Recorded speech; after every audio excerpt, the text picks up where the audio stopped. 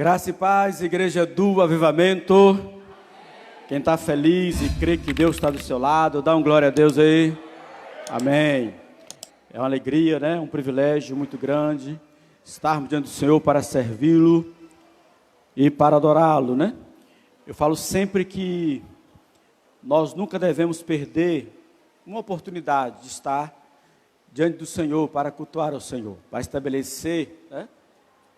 O nosso papel de adoradores, que é o mais importante de todos, né? Como eu tenho falado. E a única coisa que realmente, digamos assim, pode fazer você não estar, né, na igreja, na casa do Senhor, para louvar e exaltar o nome dEle, seja uma impossibilidade. Quando eu falo em impossibilidade, uma impossibilidade mesmo, mas nunca uma escolha. Nunca uma escolha. Quando você escolhe não estar na casa de Deus, adorando a Deus, é uma desonra, né? É uma desonra. Mas quando existe uma impossibilidade, né, o próprio Deus já vai entender isso, vai compreender isso, né? E nesses tempos, né, de fechamentos, de oportunidade, nós podemos valorizar cada vez mais as oportunidades que nós estamos tendo de louvar e exaltar o nome do Senhor, amém? Nós estamos tendo alguma abertura, né? E mais outros estados aí, né? A coisa está mais complicada e mais difícil, né? Bom, vamos andando, né? Vamos estar aqui estabelecendo o nosso culto ao Senhor. Nós vamos tirar nossas primícias, dízimos e ofertas ao nosso Deus. Abra comigo, Provérbios capítulo 11 e versículo 25. Provérbios 11, 25.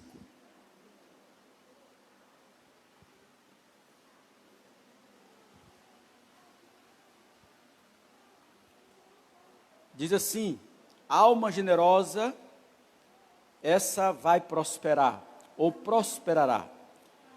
O texto aqui fala engordará, mas tem um sentido mesmo de prosperidade. E o que essa alma regar, o que essa alma investir, certo? Esse investimento, né, ou o que ela regar, também será regado. Ou seja, o trabalho que ela fizer, dará resultado.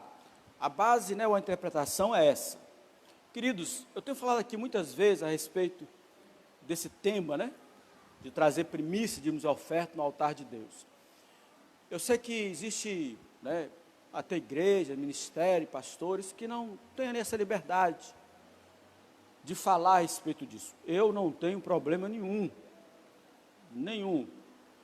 porque falo claramente que eu não tenho coração no dinheiro e meu coração sempre está em Deus, mas eu entendo que dinheiro, né, é uma ferramenta para desenvolver o reino de Deus. Se não fosse, Deus não estabeleceria princípios para que esses recursos de dinheiro chegassem até o altar do Senhor. Eu falo sempre que quem inventou primícias, dízimos e ofertas foi Deus, não foi homem, né? Como nós temos comentado, há muita desculpa a respeito disso para pessoas que não praticam esse contexto, né? É porque é lei, né? E porque Deus não precisa de dinheiro, essas coisas todas.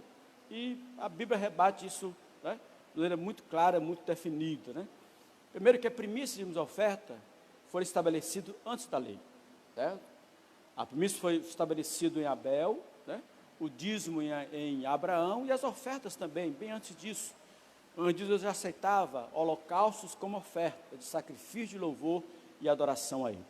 Então são coisas que foram estabelecidas antes. A lei apenas veio, né, ratificar, veio direcionar, veio estabelecer, digamos assim, os princípios, né, que o Senhor queria dizer a respeito de primiciados e mais ofertar. Mas quando nós chegamos aqui nesse texto, fala assim, olha, a alma generosa, essa vai prosperar. Por quê? Porque o que Deus realmente está interessado é na atitude do seu coração. É provar a nossa generosidade. Por quê? Porque mesmo que seja uma ordenança, um mandamento de Deus, você é livre para poder obedecer ou não, para trazer ou não. É uma escolha sua. Se você obedece e crê que Deus, né, merece, vai fazê-lo sem nenhum problema, sem nenhuma dificuldade. E nesse contexto aqui vai uma palavra minha, tá? Todo crente que não é dizimista, não é primiciante, não é ofertante, ele é mesquinho, tá? Ele tem uma alma que infelizmente é mesquinha, porque se você não tem liberdade ou generosidade para abençoar a casa de Deus, para abençoar o reino de Deus, que generosidade você vai ter? Porque se você não, tanto eu e você, não somos livres e abençoadores da casa do Senhor, daquele que nos dá tudo, daquele que nos abençoa em tudo, e Ele ordena que parte do que Ele nos dá deve servir para a manutenção da casa dele e do reino, nós não fazemos, isso é uma questão de uma alma presa, de uma alma que não está livre, mas o Senhor disse aqui na palavra, que uma alma generosa, uma alma livre, essa alma vai prosperar, a bênção de Deus vai estar sobre a sua vida. Uma das coisas mais interessantes que eu acho na Bíblia, a respeito de Davi, é que Davi, quando estava perto de morrer, ele reúne os 12 príncipes de Israel, né? Das 12 tribos de Israel, e ele então fala para os seus 12 príncipes, olha, eu separei uma oferta da minha possessão, do que eu tenho direito, para consagrar no dia da inauguração do templo que o meu filho vai construir. Em outras palavras, eu não vou estar aqui, eu já estou perto de morrer, mas eu vou deixar uma oferta separada, para que quando o templo for consagrado, essa oferta, certo? Seja entregue. Queridos, e ele fala, agora vocês também, todos vocês vão separar uma oferta. Eu vou fazer, mas cada um também vai separar uma oferta. Olha, irmãos, só depois de muitos anos, esse templo foi construído. Mas Davi já tinha a sua oferta, mesmo ele sendo morto. Isso é alma generosa. Quando alguém sabe que vai morrer, né, o que você pensa? O que essa pessoa pensa? Né? Ela pode pensar em muita coisa, mas com certeza ela não está pensando, mesmo depois da morte, agradar a Deus. Mesmo depois da morte, tocar o coração de Deus. Para você entender por que Davi é chamado, né, de um homem segundo o coração de Deus e um adorador por excelência, porque ele tinha o entendimento que tudo o que ele tinha provinha de Deus e voltava para Deus. Agora, existe uma coisa interessante nesse texto, certo? É que todos os recursos para a construção do templo que Salomão construiu, foi Davi que providenciou. Foi ele que providenciou. Quando Salomão constrói o templo, ele já tinha todos os materiais, todos os recursos que Davi deixou para a construção do templo. O que Salomão fez foi apenas administrar isso, com sabedoria e com graça. Mas Davi já tinha dado tudo. E mesmo assim, ele sendo um provedor, né, ele ainda fala, não, uma coisa, outra coisa. Eu quero, porque ele era o reino, a provisão veio da administração do seu reino, mas agora eu quero algo particular, algo meu. Por isso que ele fala assim, eu não vou dar ao Senhor uma oferta que não me custe nada. Então, primiciais me ofertar, irmãos, é uma atitude de coração. Quando eu falei na minha cabeça, um crente não ser dizimista, um crente que tem a revelação da primícia, que tem crente que não tem, infelizmente não perde, né? Está perdendo muito. O crente que não tem a revelação da primícia, certo? É uma coisa, mas o crente que tem a revelação da primícia, que já sabe que tem que primiciar, dizimar, ofertar, e não faz, na minha cabeça, é uma coisa ilógica, certo? Para mim é pecado sério, é coisa séria, que precisa de alguma forma ser ajustada e tratada, mas o final das contas é uma só, essa alma não é generosa, não é livre, porque quando você é livre, querido, quanto mais você tem, né, para abençoar o reino de Deus, com maior alegria você vai fazer. Eu me lembro, né, como nós estamos aqui na internet, né, não sei se essa notícia é totalmente verdadeira ou não, mas chegou aos meus ouvidos, né, uma história que os irmãos sabem que o pai do jogador Neymar, ele nasceu na igreja batista, né? Ele é batista, lá da igreja de Santos. Não sei se continua na igreja e tal, isso não é um caso agora. Mas essa história chegou, de que ele tinha feito um negócio, né? E ganhou 6 milhões de reais, alguma coisa assim. E ele foi lá e deu o dízimo de 600 mil reais para a igreja. E alguém soube, né? Porque é uma quantia significativa, né? E alguém perguntou assim, mas rapaz, você deu 600 mil reais para a igreja? Eu falei, rapaz, eu queria dar 1 milhão, eu queria dar 2, porque se eu dei 6 mil, porque eu ganhei 6 milhões. Se eu desse 1 milhão, é que eu teria ganhado 10 milhões.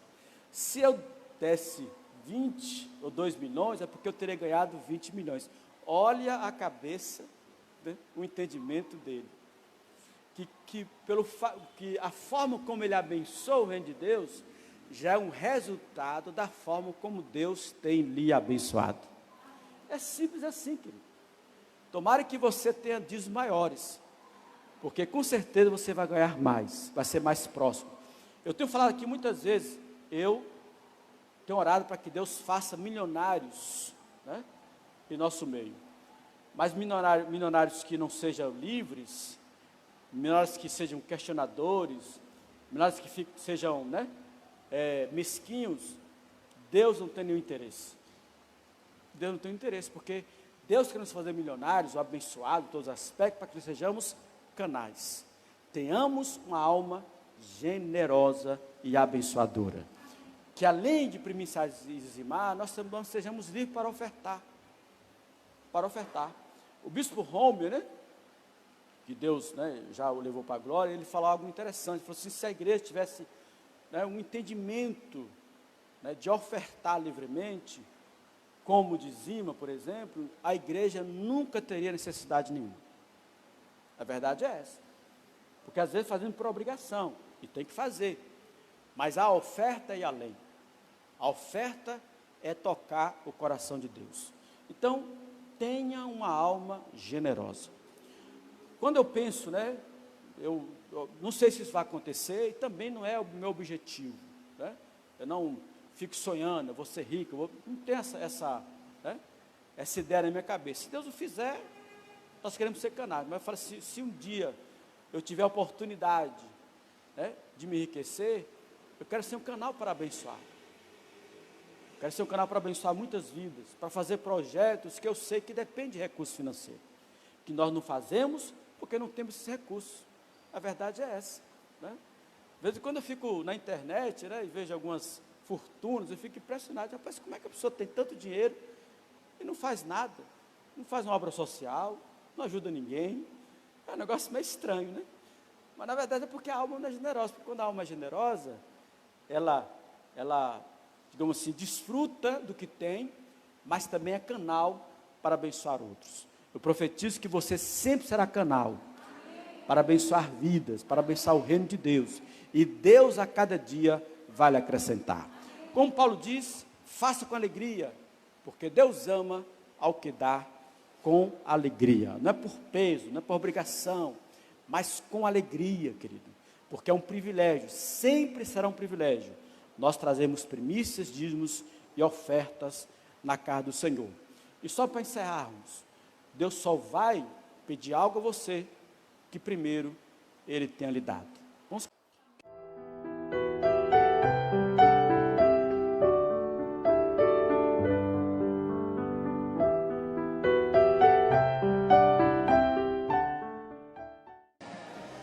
ficar de pé? Na autoridade que é no nome de Jesus. Quero abençoar os teus filhos, ó Pai, com prosperidade, com riqueza, com alegrias que só vêm do Senhor. Que todo espírito que de alguma forma direta ou indireta pode trazer qualquer tipo de prejuízo, seja em forma de falência, seja em forma de pobreza, seja em forma, Pai, de doença, que venha cair por terra em nome de Jesus. Que a tua palavra venha se cumprir, que o Senhor venha abrir as portas do céu e nos abençoar com bênção sem medida. Que o Senhor repreenda o devorador e as pessoas verão em nós a alegria e a felicidade que venha do Senhor. Eu determino que você terá prosperidade que vem dos céus. E é no nome de Jesus que nós oramos. Se você crê, dê um glória a Deus, diga aleluia. Aplauda Jesus pela sua prosperidade. Abra comigo Êxodo capítulo 1. Êxodo capítulo 1.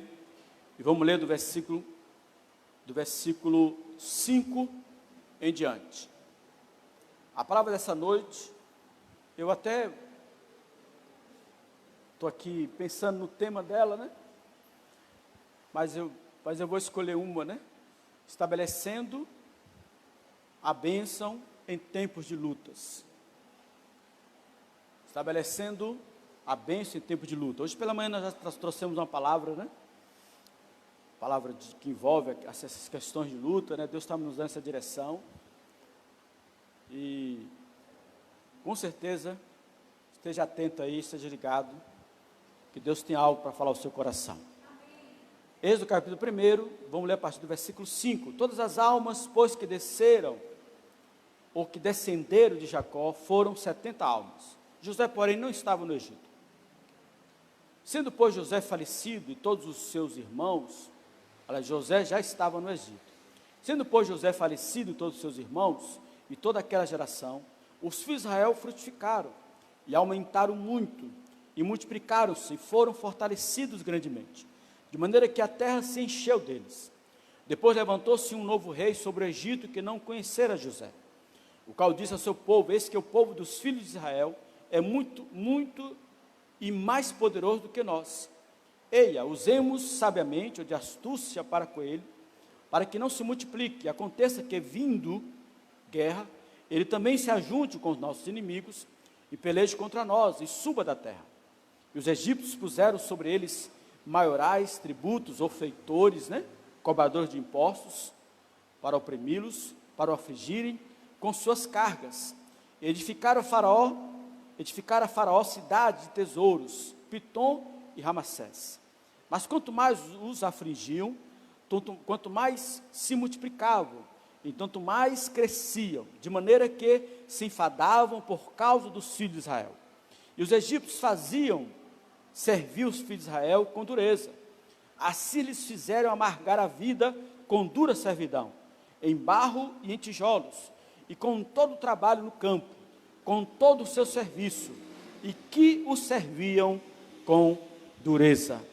Pedimos a tua bênção sobre nós, a tua graça sobre nossas vidas, uma unção específica para essa palavra, que ela seja poderosa, que ela venha cumprir o propósito em cada vida, que todos que a ouvirem agora, presencialmente, pela internet, vão ouvi-la depois, sejam tremendamente abençoadas por ti, que ela venha cumprir o propósito na qual ela for designada, porque a tua palavra é poderosa para isso.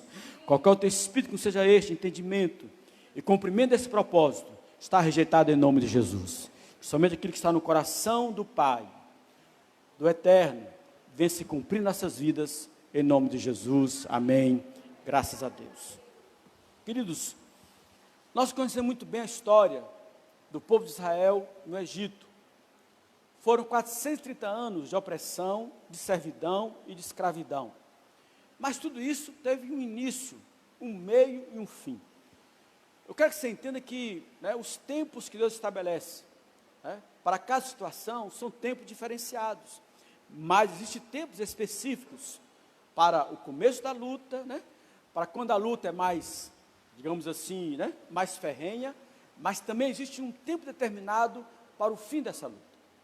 Quando nós vencemos coisas adversas, temos que entender que Deus, né, entra nesse contexto de luta conosco, e que nós não somos programados como crentes, como servos de Deus, para perder a luta, apesar de sofrer derrotas ou adversidades dentro desse contexto dessa luta, porque até que o fim chegue, né, nós temos que ter certeza que a bênção de Deus e a vitória de Deus vai estabelecer nessas vidas. É como nós cantamos, né?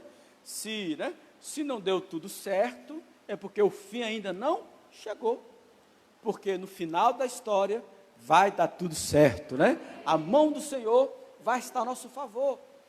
E aqui se inicia exatamente um projeto de Deus dentro de tempos totalmente adversos e complicados. Até a morte de José, Israel viveu no Egito um tempo muito bom, muito abençoado. Tá? Eles cresceram, se multiplicaram e dominaram todos os contextos, apesar de nunca se misturar com o contexto egípcio. Eles estavam lá por causa de José. Só que essa geração toda morreu, José morreu, e a Bíblia fala que levantou um faraó, né? Levantou um rei, levantou um imperador, porque o contexto era de império, né? Que dominava, que não conhecia José, e de alguma forma não conhecia o contexto histórico daquele povo que estava diante dele, um povo extremamente forte, um povo que se multiplicava, um povo que crescia, um povo que tudo que fazia dava certo, né? Então esse faraó se levanta contra esse povo, e dentro desse contexto nós podemos crer que Deus é um Deus que estabelece a bênção dele em tempos de lutas e em tempos de adversidade. E nós queremos caminhar com os irmãos, né? Caminhar com você que está em casa, para nós entendermos como isso se estabelece em nossas vidas. A primeira coisa que o texto diz que a bênção era sobre os filhos de Israel. A bênção de Deus, a marca da bênção era sobre os filhos de Israel. O texto fala que eles se multiplicavam e cresciam, chamavam a atenção, tudo que eles faziam davam certo. O interessante é que até hoje, né, é algo impressionante, mesmo que o povo judeu não reconheça a nova aliança como nós reconhecemos, nós sabemos que esse povo é um povo abençoado, é um povo que prospera, é um povo que cresce, é uma região pequena, um povo pequeno, mas é uma potência mundial. Ninguém mexe com Israel, entendeu? Ninguém mexe, tá? Ele, naquele contexto pequeno, ele influencia a terra toda. Para você entender, os maiores cientistas, né, do mundo, os maiores inventores do mundo são judeus, né? As maiores riquezas estão nas mãos dos judeus, os maiores bancos privados do mundo pertencem a judeus, e assim por diante. Então nós podemos ter a percepção clara que há algo diferente, né, relacionado a esse povo.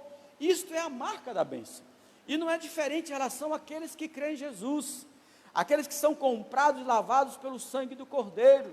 Nós temos sim a marca da promessa. Aonde você andar, haverá uma diferença daquele que serve a Deus e daquele que não serve. E você não precisa nem fazer esforço para isso, basta apenas ser de Deus. Esse povo, certo? Era apenas o povo hebreu, eram os descendentes de Abraão e de Jacó, de Isaac.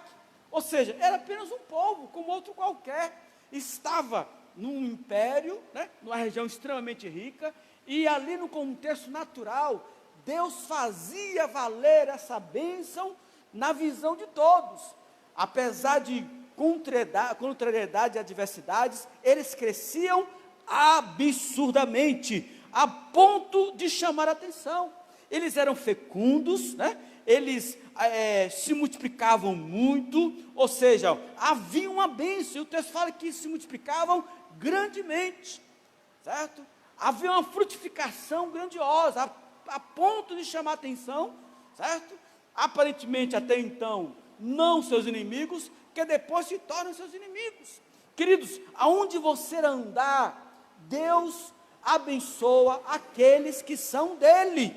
Nós temos a bênção de Deus em tempo de adversidade, em tempo de pandemia, em tempo de deserto. O que vai fazer valer é o fato de que nós somos do Senhor, nós pertencemos ao Senhor, nós temos a marca do sangue, nós temos a aliança da cruz ensanguentada e vazia, do túmulo que também está vazio, porque Jesus ressuscitou, mais de um trono aonde existe um Yeshua que está sentado e reina para todo sempre. Aleluia! Bendito para sempre é o nome do Senhor. O texto fala que eles se fortaleceram e encheram a terra, a ponto daquele império extraordinário do Egito, que dominava naquela época todo mundo, temer esse povo, ficar preocupado com esse povo. Como é que esse povo é tão abençoado? Como é que esse povo é assim assado? Queridos, a igreja sofreu muitas coisas na história dela. muitos morreram, muitos foram crucificados, chegou uma hora até que parecia que ia se extinguir, mas a igreja é do Senhor Jesus. O fundamento da igreja está no nome que está acima de todo nome, e nesse nome há todo o poder e autoridade, e ela nunca será vencida.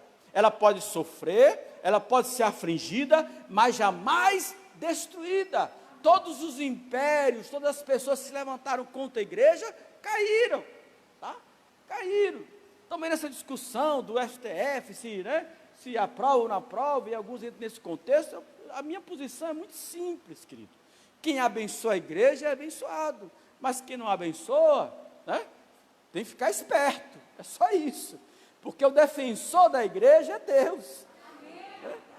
A noiva do cordeiro é a noiva do cordeiro, Quem tocar nela vai se ver como cordeiro, vai se ver com aquele que tem todo o poder, e nós temos que ter esse entendimento. Às vezes nós andamos sem saber o que nós somos, lutamos numa luta sem saber quem está do nosso lado, e quem está do nosso lado é aquele que tem todo o poder. Se Deus é por nós, quem será contra nós? Quem poderá nos resistir, se o Senhor levantou ao nosso favor a sua bandeira? Aleluia! E nesse contexto pode ser uma luta, como instituição de igreja, ou luta como discípulo. O importante é a marca. Aquele povo se multiplicava e crescia, se fortalecia e enchia a terra. Por quê? Porque era hebreu, porque era descendente de Abraão, Isaque e Jacó, porque Deus tinha uma marca da promessa na vida deles. Era simplesmente por causa disso. A diferença era o fato de quem eles eram, ou de quem Deus era na vida deles. E é isso que define a bênção de Deus sobre nós. Mas quando nos colocamos em posição de povo de Deus, como posição de alguém que sabe que Deus está do nosso lado, naturalmente, inimigos vão se levantar contra nós. Nós temos inimigos espirituais, emocionais e físicos. O próprio Jesus falou a respeito disso. Vocês não devem temer aqueles que fazem mal ao seu corpo, mas aquele que pode conduzir a sua alma ao inferno, que é Satanás. Então nós temos nossos inimigos. E eu não tenho dúvida aqui que esse faraó foi levantado como uma figura clara e definida de um inimigo espiritual do povo de Deus. E de alguma forma também nós podemos enfrentar esse contexto. Tá?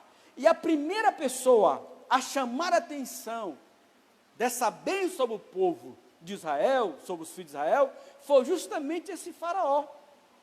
Assim, peraí, esse povo está crescendo demais, esse povo é abençoado demais, esse povo está se multiplicando demais, vai chegar uma hora que eles vão nos dominar, vai chegar um momento que nós seremos refém nas mãos dele, que não teremos como paralisá-los.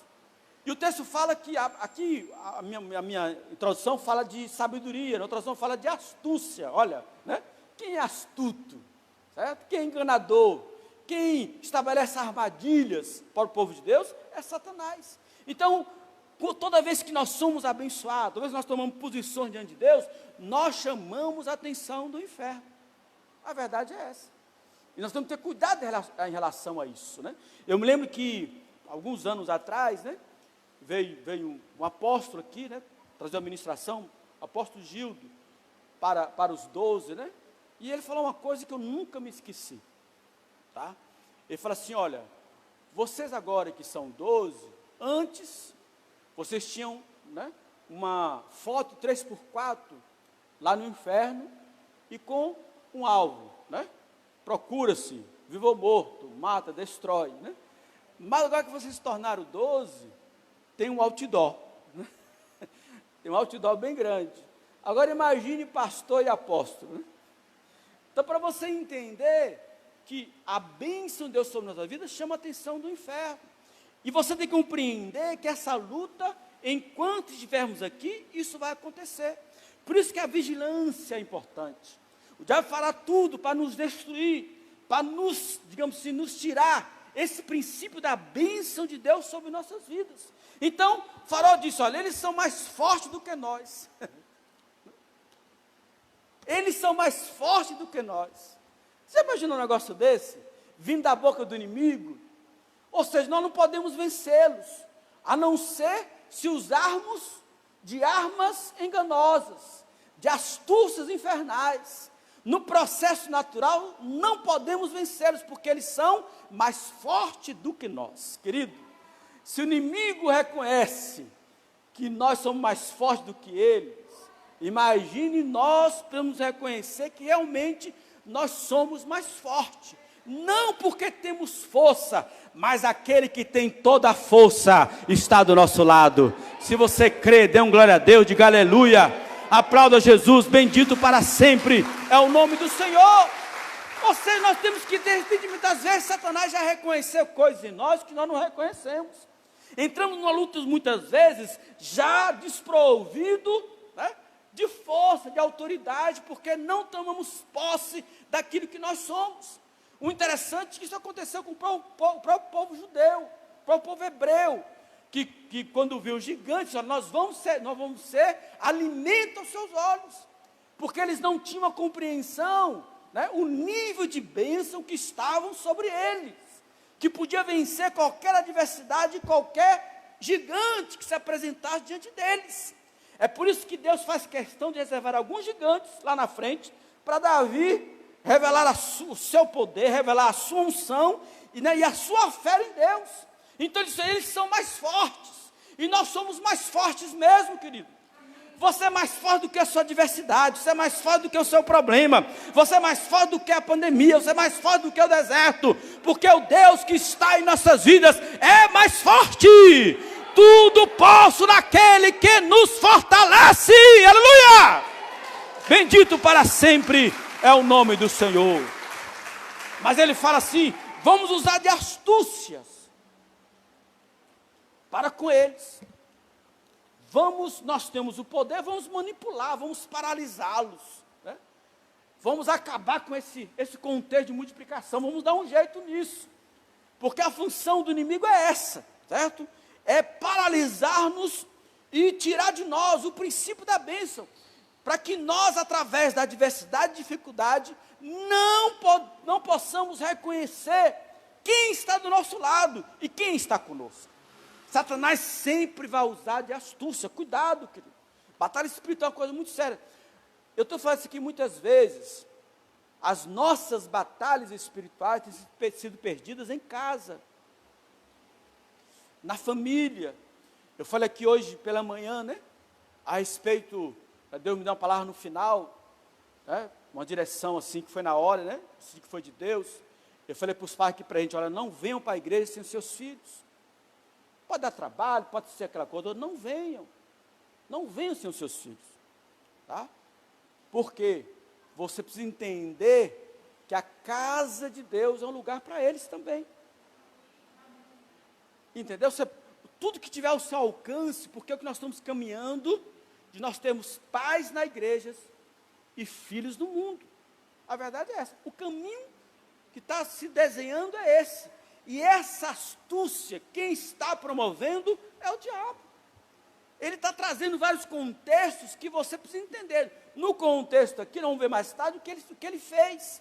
Ele agiu a respeito disso. Satanás vai agir para nos paralisar, para tirar de nós aquilo que é do nosso direito. Ter uma família abençoada, ter uma família restaurada, sabe, ter prosperidade, sabe, estabelecer a bênção de Deus aonde nós andarmos. Mas o nosso inimigo principal não ficará satisfeito. E ele vai usar de astúcia, mas nós temos que ter a percepção que a astúcia é essa, entendeu? Para a gente desarmar e usarmos as armas espirituais para combater essa astúcia. Quer dizer para você, querido, que Satanás nunca vai usar o processo legal para fazer as coisas, porque ele é sujo. Ele é sujo. Ele até se finge de anjo de luz, para nos enganar. Então tenha cuidado a respeito disso. Cada um tem que ter a percepção, olhos abertos, aonde as brechas precisam serem fechadas. Porque depois consertar uma coisa que depois você mesmo derrubou, é muito mais complicado. A permissão do inimigo para nos atingir, é algo que não pode acontecer, a não ser que seja algo que está além das nossas forças. Mas ele vai mais longe, né? Para que eles não sejam contra nós, para que eles não tenham força para nos derrotar, para que eles não tenham a perspectiva de estabelecer, né, sobre a vida deles um poder que pode ser deles. Olha que coisa impressionante. Satanás fala, olha, eles são mais fortes que nós, vamos usar de astúcia contra eles. Por quê? Porque eles são os únicos inimigos que podem nos derrotar. Eu quero dizer algo importante para você aqui nesse texto, querido. Nesse período, o Império Egípcio dominava sobre todos os povos. Ele era grandioso, era fabuloso, era algo extraordinário, era algo assim, sabe, absurdo de poder. Mas, no entanto, a Bíblia fala que esse faraó temeu quem? O povo de Israel. Eles não temiam os outros povos, quem sabe até maiores, mais poderosos, organizados, né, a nível de exército, mas eles temeram o povo, os filhos de Israel que estavam ali. Ou seja, eles podem chegar a um ponto de se unir a outros povos e nos desestruturar e derrubar o nosso poder. Querido, se tem uma força e um poder que o diabo teme, é o poder da igreja. É de um crente que ora, é o crente que clama pelo poder do nome de Jesus, é o crente que profetiza, que determina que a vitória é do Senhor, aquele crente que marcha e diz, olha, a minha casa é do Senhor Jesus, é aquele crente que unge e abençoa seus filhos, é aquele crente que quando pega o dinheiro, ó Senhor, vem de ti, eu abençoo, eu vou prosperar, eu vou crescer, porque ela fala que eu nunca vi um justo mendigar um pão, nem a sua descendência passar por necessidade. Querido, Satanás não tem medo de igreja, tá? Que igreja que é grande, igreja, sei lá, que tem uma programação bonita. O diabo não tem medo desse tipo de igreja. O diabo tem medo de igreja que ora, que evangeliza, que proclama, que determina que Jesus Cristo é o Senhor. Entenda isso em nome de Jesus. O que eles temiam é que esse povo se levantasse contra eles. Então, Satanás teme aquele que se levanta contra eles, aquele que ora, aquele que determina, olha, na minha casa é do Senhor Jesus, os meus filhos são do Senhor Jesus, né? As minhas finanças, a minha saúde é do Senhor Jesus, aqui você não entra, aqui você não toca, porque ele sabe que se a gente se levantar em nome de Jesus, quem vai cair, quem vai ser destruído é ele, porque o Senhor já nos garantiu a vitória. Aleluia! É no nome dele. É no nome dele, querido. O Império Romano se levantou contra a igreja e quem caiu? O Império Romano, quem está firme é a igreja. Todo esse processo aqui não vem um caso enquanto um texto histórico, né? Mas a igreja está viva, está de pé e sempre permanecerá de pé. Aleluia! Então, tá? Esse novo faraó pode ser até um novo de uma opressão, um novo que você não está esperando. Uma luta que você não estava aguardando e que aparece de repente. Esse é um novo, né? Mas depende de ser novo ou velho, se for inimigo, é inimigo. Inimigo se vence pelas armas espirituais que Deus já colocou em nossas mãos. É simples assim. Você não vai usar armas carnais, vai usar armas espirituais, porque o inimigo é astuto, certo? O inimigo é enganador. Mas aí, esse homem, esse novo faraó, esse tipo, né? E tipo de inimigo, ele então começa a agir, tá? Ele começa a atuar contra os filhos de Israel. Como eu falei, Satanás vai agir claramente contra nós, como aqueles que são de Deus. Então o que ele diz? Olha, nós vamos colocar sobre eles feitores, opressores, vamos levantar, ou seja, vamos colocar sobre eles demônios, linguagem atual, espiritual. Queridos, presta atenção, em nome de Jesus, essa é uma palavra de batalha espiritual mesmo, tá? Todos nós temos demônios designados. Todos nós. Entendeu? Para cada situação, Satanás tem os seus serviçais para trazer a opressão, para trazer a cobrança, para desestabilizar a nossa vida espiritual, a nossa vida com Deus, para levar a nós ao descrédito, à incredulidade, e sermos presas fáceis nas suas mãos. Então, Faraó disse, olha, não vou ficar parado não. Então vai lá e começa a oprimir. Eles vão ganhar dinheiro, mas vão ter que pagar um imposto mais alto que todo mundo, certo? Vão ter que trabalhar mais. E a coisa foi piorando até fazer com que os filhos de Israel se tornassem escravos. Ou seja, quanto mais espaço vai se dando, maior pode ser a atuação do inimigo. Então ele começa a atuar. Então tem coisas que você tem que entender em nome de Jesus. Como eu falei, nem tudo é demônio, mas tudo pode ser demônio. Nós estamos vendo uma época hoje, tá? Que parece que demônio não existe e que inferno não existe. Tá? A mensagem de hoje da igreja é uma mensagem de autoajuda. Vem que Deus vai resolver tudo e tal, e nada disso está errado. Só que existe outra realidade, querido. Existe outro processo que também tem que ser visto. Né? Falei hoje aqui de manhã, missão na igreja, né? Que Deus não quer que o seu marido seja frequentador de igreja. Porque tem muita gente que frequenta a igreja e vai para o inferno. Entendeu?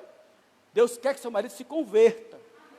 Seja crente, que seus filhos sejam crentes, que sirvam a Deus, que tenham experiência com Deus de vida, de salvação. Esse é o objetivo de Deus. Entendeu? Negócio de vir à igreja, qualquer um pode vir. Pode vir, a questão é outra. Então tome cuidado. Então o diabo se levanta feitores, cobradores de impostos, pessoas que oprimem o povo de Israel, para que eles fossem desestruturados e até mesmo não reconhecessem quem eles eram. Porque a verdade é essa, a luta vem para nos estimular, né? Dizer assim, olha, nós não somos, abater nosso espírito, para desacreditarmos nas promessas do que Deus tem feito a nós. Mas isto não vai acontecer em nome de Jesus. Mas além de levantar feitores, eles começam a afligir essas pessoas com cargas. Com cargas que eles não podiam carregar. Eles trabalhavam 7 horas, agora vai ser 14 horas, 15 horas, né? E chegou um momento que ficou insuportável. Eles não tinham tempo absolutamente para nada. Quem sabe nem para fazer um culto, nem para poder ensinar os seus filhos a respeito do Deus de Israel. Olha como o inimigo vai minando as coisas. Até chegar um ponto, quando Deus levanta Moisés, esse povo não tinha uma referência espiritual. Porque o inimigo foi minando. Isso é muito sério, querido. O diabo tem minado a igreja com muita coisa. Inclusive até pela internet, que é uma bênção nesse contexto de transmissão, mas também em outros contextos pode ser uma arma terrível contra o inferno, a favor do inferno. Entendeu? Hoje nós temos muita coisa que não vou entrar nesse contexto, que temos gastado muito mais tempo nas redes do que na oração, do que no jejum, do que na palavra. Porque o diabo tem minado, tem muitas vezes trazido aflições, cargas, colocando sobre nós situações que a gente muitas vezes não vai nos dar a permissão de fazer o que Deus ordenou que nós fazemos.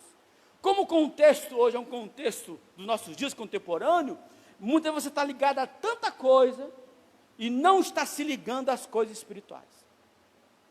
Tem crente extremamente ativista, extremamente trabalhador, e nada disso está errado.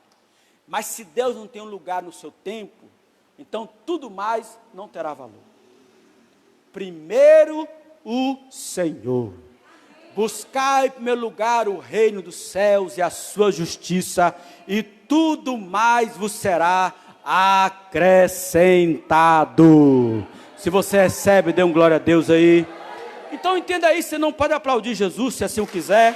Então entenda isso, em nome de Jesus.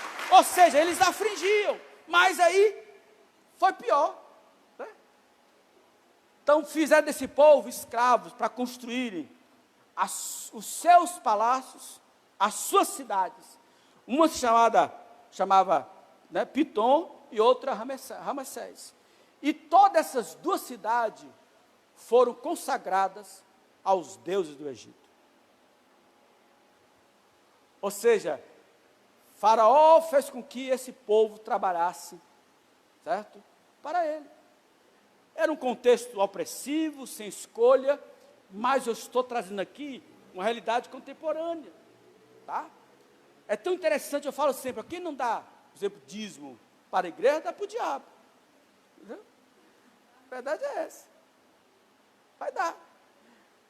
Uma vez alguém perguntou assim para alguém, né? Você dá dízimo e tal, aquela coisa toda, eu dou e tal. Aí o cara, rapaz, é muito, não sei o que. Aí Deus deu uma direção para essa pessoa, assim, quanto é que você gasta de cigarro, de bebida alcoólica, de cerveja e tal, por semana? Pois é, para mim está sendo mais barato dar dízimo. E ainda te faz mal, pode provocar um câncer. Então, para você entender o que eu estou falando, em outras palavras, não podemos ficar em cima do muro, querido. Ou vamos construir as coisas para Deus, ou podemos estar construindo coisas para o inimigo.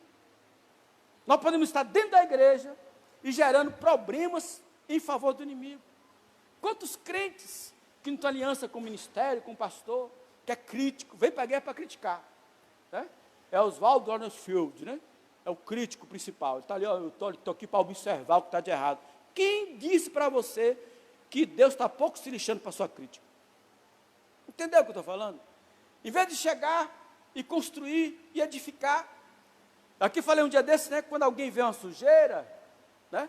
Existem dois comportamentos. O crente que edifica, fala assim, ó, onde é que está a vassoura? Né?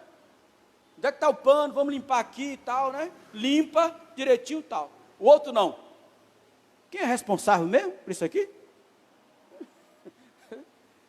Quem é o responsável mesmo? Né? Aqui não tem zelador não tem trabalho aqui não, é? Que igreja, né? Que igreja suja e tal. Entendeu o que eu estou falando? São dois tipos de crentes.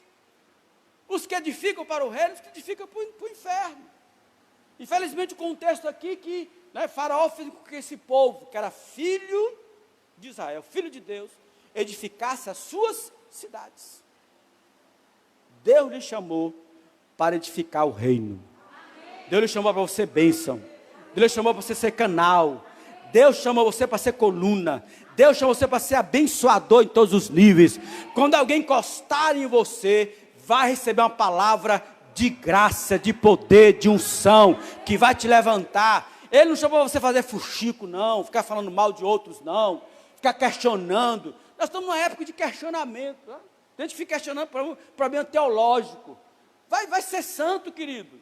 Vai viver a vida com Deus. Para com esse negócio. Né? Isso pode, não pode. Eu detesto polêmica teológica. Porque eu entendo que o evangelho é muito simples. É muito claro. O importante é estar salvo. O importante é a minha vida com Deus. O importante é que eu tenha o Espírito Santo. Né? Se vai perder ou não a salvação. Eu estou pouco me lixando. É claro que como teólogo, você tem que ter estrutura, tem que ensinar, mas tem gente que vive, a internet está cheia disso. O que pode, o que não pode, o que é de Deus, sai disso, querido.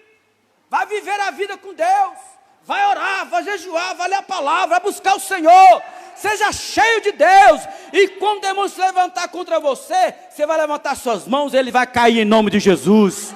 O diabo não vai cair porque você está, né, sabendo o que é certo e o que é errado, não. Está questionando o sexo dos anjos. O diabo vai cair quando ele se vê diante de um homem que ora, de um homem que busca Deus, sabe? De um homem que tem um compromisso com o Senhor. Senão podemos estar edificando cidades de Faraó. E não as coisas de Deus. Então, em nome de Jesus, Deus te levantou para edificar, para abençoar vida. Pode ser uma. Eu tenho falado aqui muitas vezes que Deus, né, que eu não tenho nenhum problema com crentes que têm problemas.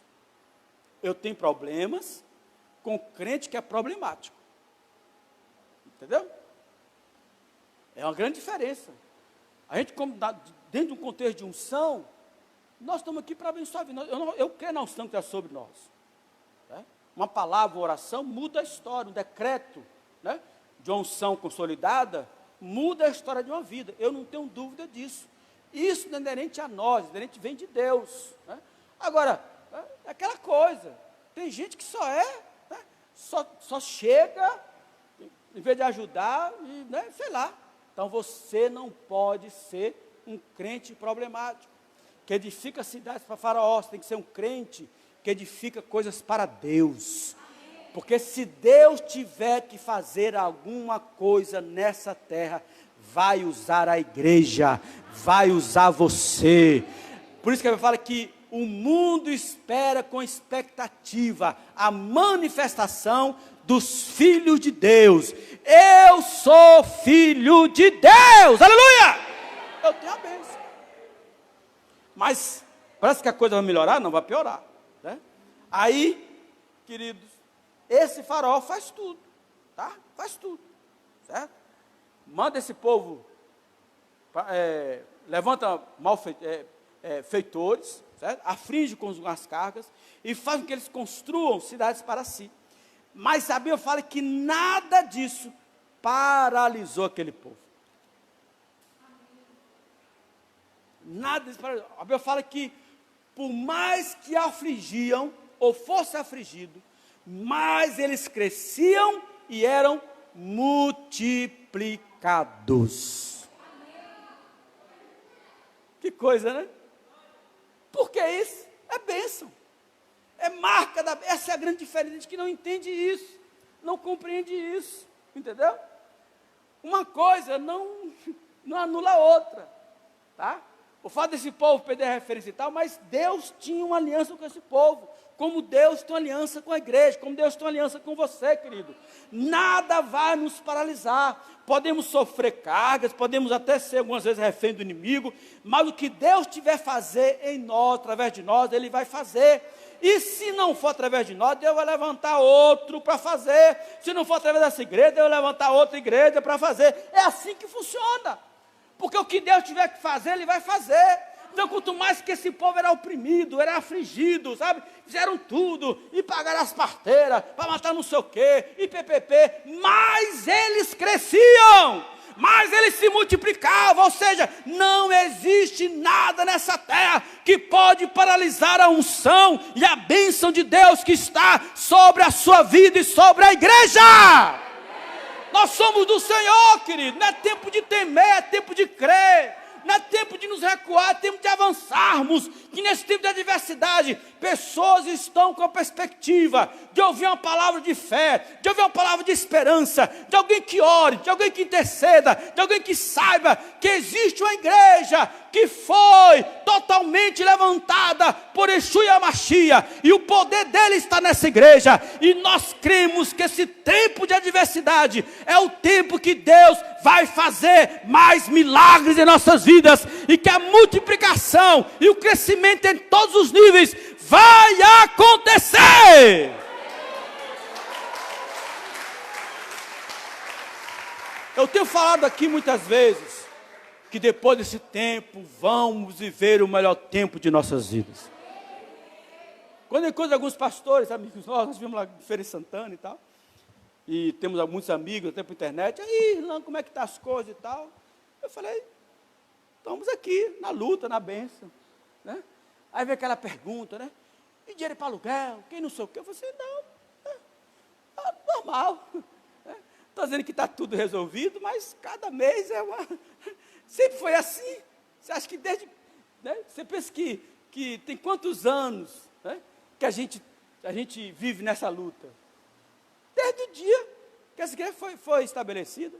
Porque sempre será assim. Nós sempre teremos projetos muito maiores do que nós somos. A verdade é essa. A igreja nunca vai ser o suficiente, querido. A igreja sempre vai depender de Deus. Deus sempre vai levantar pessoas, tá? E Deus tem feito milagres extraordinários. A gente vive cada mês um milagre. Porque em tempo de adversidade que Deus prova que Ele é o nosso Deus. Por que Deus continuou multiplicando, abençoando esse povo? Mesmo tendo tudo contrário, tudo sendo contra Ele. Porque Deus queria mostrar a Faraó que aquele povo era um povo escolhido, que tinha uma marca dele. Nós somos do Senhor, tá? As aflições não vão nos paralisar, querido. A adversidade não vão de forma nenhuma minar a nossa fé. vamos continuar crendo, vamos continuar acreditando. Eu não sei que tempo, como eu falei no tempo no início, porque no tempo de Israel foi 430 anos. O nosso tempo pode ser 1 ano, pode ser 2, pode ser 3, tomara que nunca seja 430 anos, né? Em nome de Jesus. Mas existe um tempo específico de uma luta, de uma adversidade. Existe um tempo específico do deserto. E é nesse tempo específico do deserto que Deus se revela a nós. Deus fala assim: olha, meu filho, eu estou contigo, não temas. Eu estou do seu lado, tá? Esse tempo vai passar. Ou seja, eu vou enviar o libertador. Esse Egito que lhe oprime, um dia vai ser destruído pelo meu poder. Eu vou revelar que eu sou Deus. Aleluia! Porque toda adversidade é uma oportunidade de Deus revelar a sua soberania e o poder dele sobre a igreja e sobre nós. Então, eu quero que você entenda isso em nome de Jesus. Em nome de Jesus, o inimigo fez tudo que você possa imaginar. E o mais interessante que eu falo é que eles se inquietavam, ficavam enfadados, ficavam cansados, porque tudo que eles faziam não dava certo. Tudo que eles faziam para poder acabar com aquele povo, não dava certo. Não? Se morria um filho de Israel, nascia 10.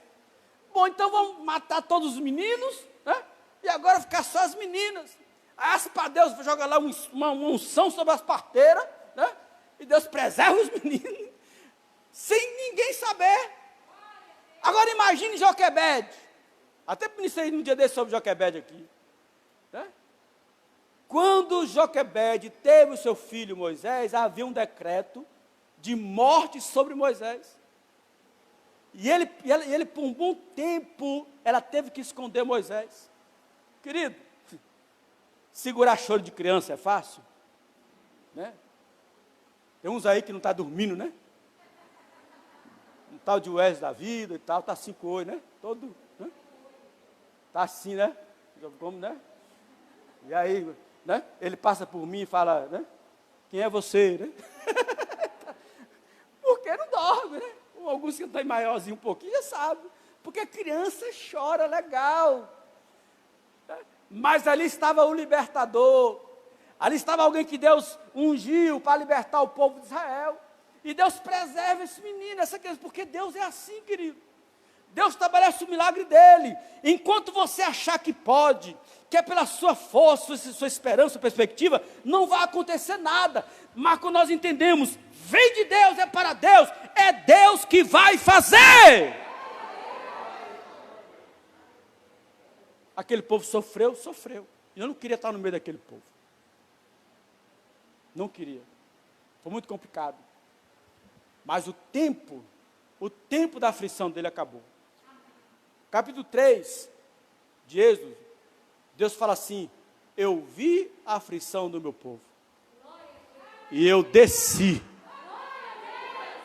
para livrá-los. Que extraordinário, né? Eu vi a aflição do meu povo e eu desci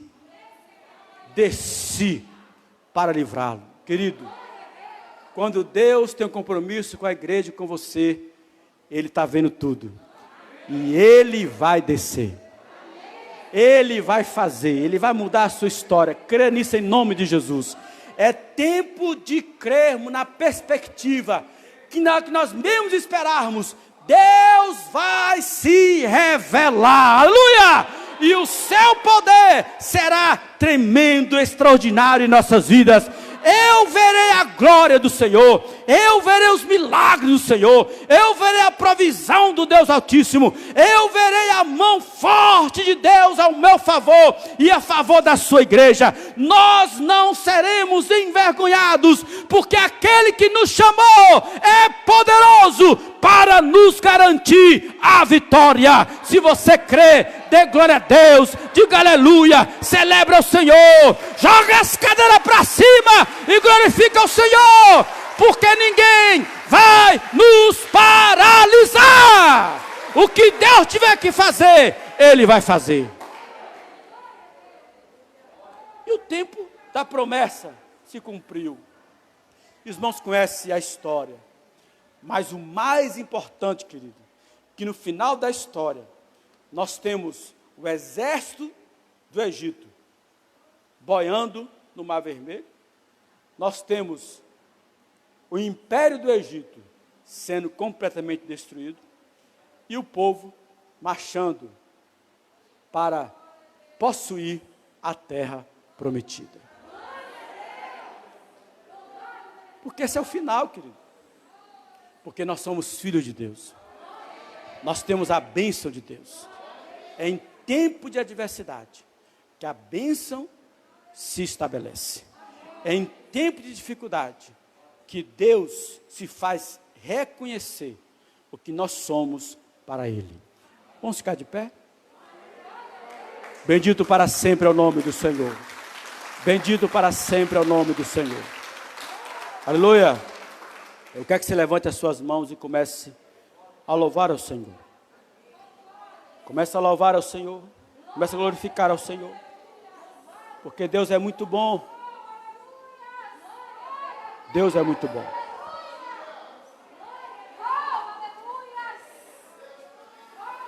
Bendito para sempre é o nome do Senhor. Nós glorificamos o Teu nome, ó Pai.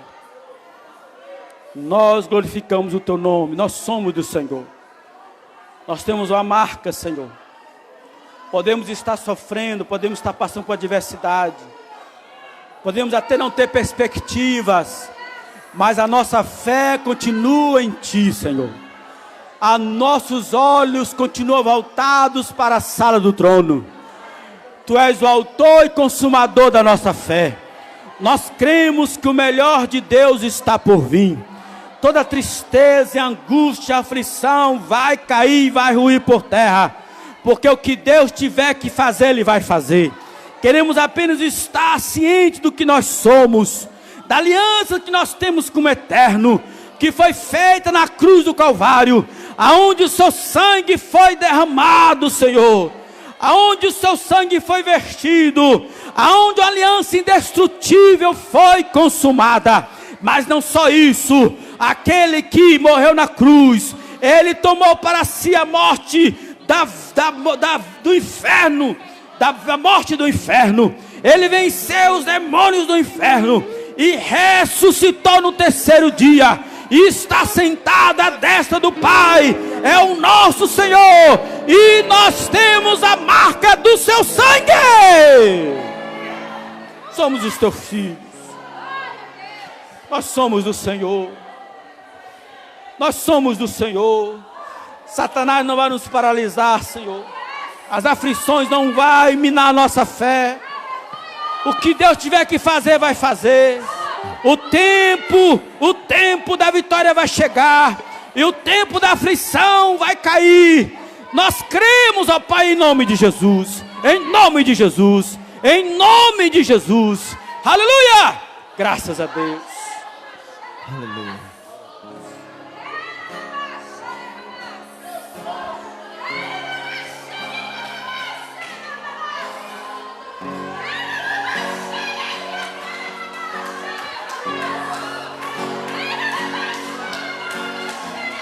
Eu tenho um Deus que não vai deixar essa luta me matar, o desespero me tomar. Por mais pressão que seja a situação, o controle ainda está na palma de Suas mãos. Eu tenho um Deus que não vai deixar essa luta. Oh, bendito é o nome do Senhor. O desespero me tomar. Por mais pressão que seja a situação, o controle ainda está. Oh, bendito é o nome do Senhor. Palma de Suas mãos. Sobre uma noite, mas a alegria ela vem pela manhã. Eu creio. Choro de uma noite, mais alegria, ela vem pela manhã. Eu creio, eu creio. Ainda que a figueira não floresça, não haja fruto na vide, veramente, todavia me alegrarei, todavia me alegrarei, todavia me alegrarei.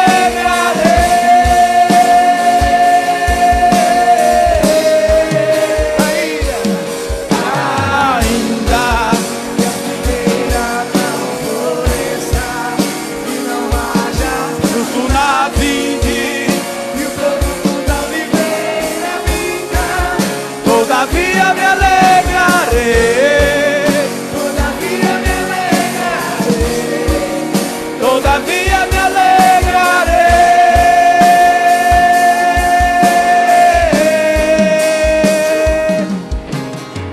Choro de uma noite, mas alegria, ela vem pela manhã.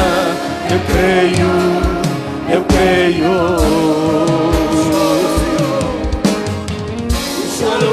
Uma noite, mas alegria, ela vem pela manhã. Eu creio, eu creio. Ainda que a figueira não floresça e não haja fruto na vinde, todavia me alegrarei.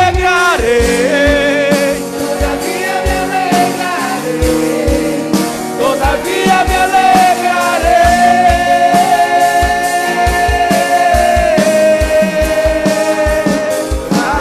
Ainda que a figueira não floresça, oh, bendito é o nome do Senhor. Todavia me alegrarei. Todavia me alegrarei. Todavia me alegrarei.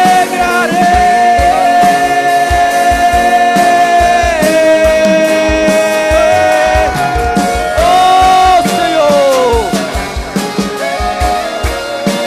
nós te pertencemos, ó Pai. Nós te pertencemos, Senhor. Bendito é o nome do Senhor. Bendito é o nome do Senhor.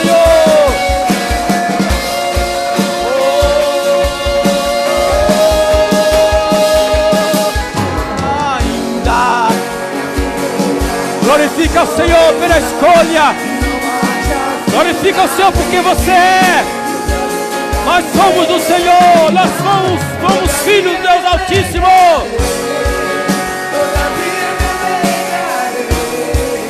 Todavia me alegrarei.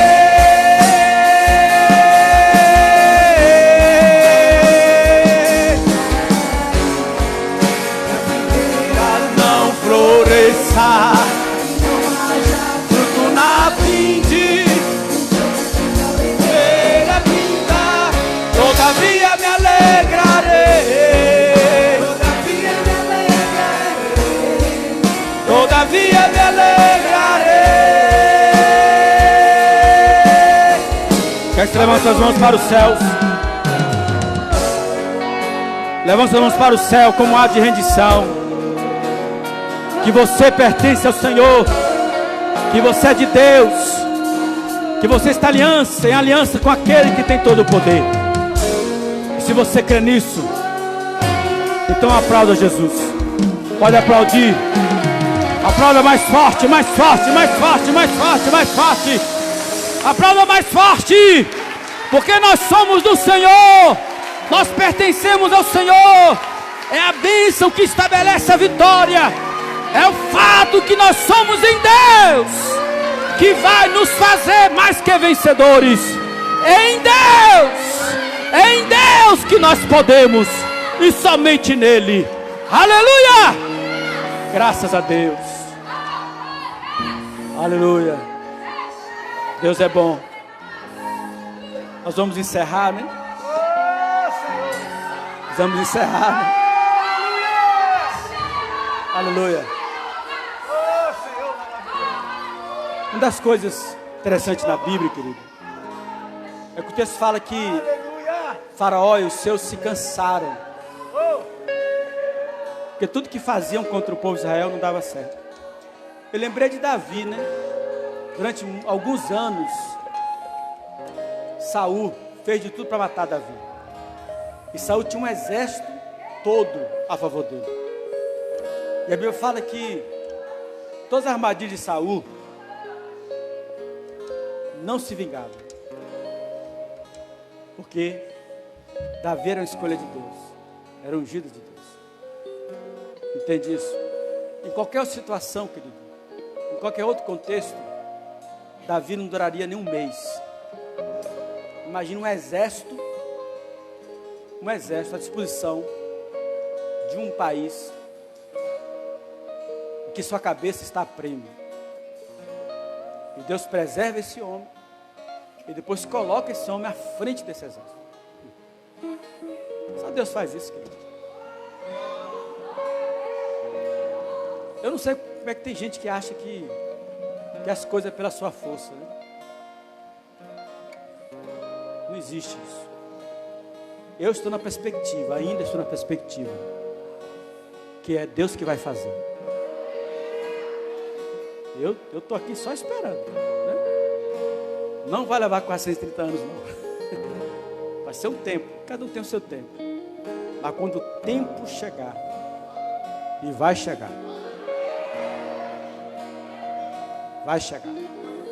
aí não tem nada